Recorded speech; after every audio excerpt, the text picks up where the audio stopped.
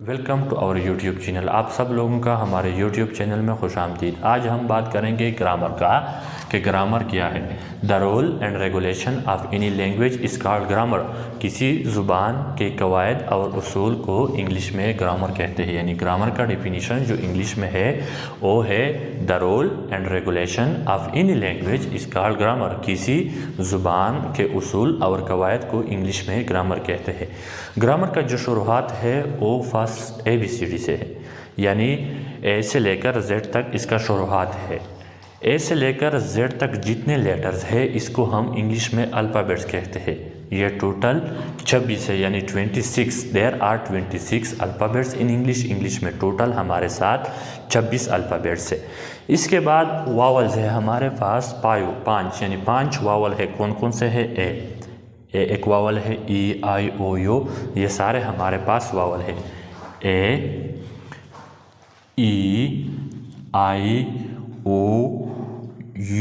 ये हमारे पास इंग्लिश में वावल है। इसके बाद अगला नंबर जो है वो कॉन्सोनेंट्स का है। हमारे पास इंग्लिश में टोटल 21 यानी 21 कॉन्सोनेंट है। यानी जब हम इन अल्फ़ाबेट से वावल्स 5 वावल्स को निकालते हैं, यानी 1 2 3 4 5, यानी जब हम इन वावल्स को अल्फ़ाबेट से निकालते हैं तो हमारे पास बचते हैं 21। इस 21 को हम इंग्लिश में कॉन्सोनेंट। इसके बाद है हमारे पास वर्ड, यानी वर्ड किसे कहते हैं, लफ्ज़ किसे कहते हैं। A group of letters which gives full meaning is called word. यानी लेटर्स का एक ग्रुप जो हमें पूरा मानी दे। लेटर्स का एक ग्रुप जो हमें पूरा मानी दे उसे हम क्या कहते हैं? उसे हम वर्ड कहते हैं। मैंने कुछ एग्जांपल आपके लिए लिखे हुए हैं। ये है पहला स्कूल जो है ये एक ग्रुप है लेटर्स का। S एक लेटर है, C एक लेटर है, H एक लेटर है, O ये भी लेटर्स है, L ये भी लेटर्स है। यानी ये लेटर्स का एक ग्रुप है, इसको हम इंग्लिश में वर्ड कहते हैं। इसके बाद है रोम मीन्स कमरा एक वर्ड्स है। इसके बाद है टीचर भी एक वर्ड है इंग्लिश का। स्टूडेंट भी एक वर्ड है इंग्लिश का। इसके बाद है हमारे पास सेंटेंस यानी जुमला किसे कहते हैं? A group of words which gives full meaning is called sentence। यानी अल्फाज का एक मजमूहा जो हमें पूरा मानी दे, यानी हम उसके मतलब को समझ सके, हम उससे सेंटेंस कहते हैं। For example she goes to school, वो स्कूल जाती है, ये एक सेंटेंस है, इसमें हमारे साथ पूरा मानी है।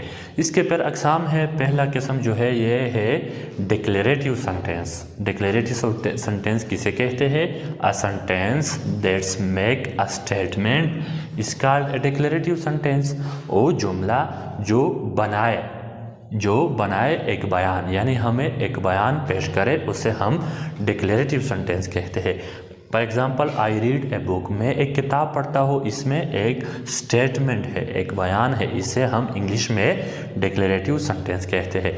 दूसरा जो किस्म है वो है interrogative sentence. A sentence that's asks A questions is called N interrogative sentence और एन इंटरोगेटिव सेंटेंस वो जुमला या एक जुमला जो पूछे एक सवाल, यानी जिस जुमले में सवाल पूछा जाए उसे हम इंटरोगेटिव सेंटेंस कहते हैं या इंटरोगेटिव सेंटेंस कहते हैं। For example where do you live means आप कहाँ रहते हो, यानी आपका घर, आपका रिहायशी जगह कहाँ पर है। तीसरा जो किस्म है वो है हमारे पास imperative sentence. A sentence that expresses a command is called an imperative sentence. एक जुमला, ए सेंटेंस मीन्स एक जुमला, दैट एक्सप्रेस जो बयान करता है, कमांड मीन्स हुक्म, जो एक हुक्म को बयान करते हैं उसे हम इंग्लिश में इम्पेरेटिव सेंटेंस कहते हैं। यानी वो जुमला जिसमें हमारे लिए या किसी और के लिए कोई हुक्म हो उसे हम इम्पेरेटिव सेंटेंस कहते हैं। For example go to class में चले जाओ, ये एक हुक्म है, इसे हम इंग्लिश में इम्पेरेटिव सेंटेंस कहते हैं। आखिरी और चौथा जो किस्म है वो है हमारे पास चौथा जो किस्म है वो है exclamatory sentence. A sentence that expresses strong feeling is called exclamatory sentence. A sentence एक जुमला that expresses जो बयान करता है, that expresses mean जो बयान करता है, strong feeling मजबूत एहसासात, strong mean मजबूत, feeling mean एहसासात, जो बयान करता है मजबूत एहसासात, is called exclamatory sentence, उसे हम exclamatory sentence कहते हैं. For example hurrah I own the match, मैंने मैच जीता, ये एक था हमारे पास एक्सक्लेमेटरी सेंटेंस.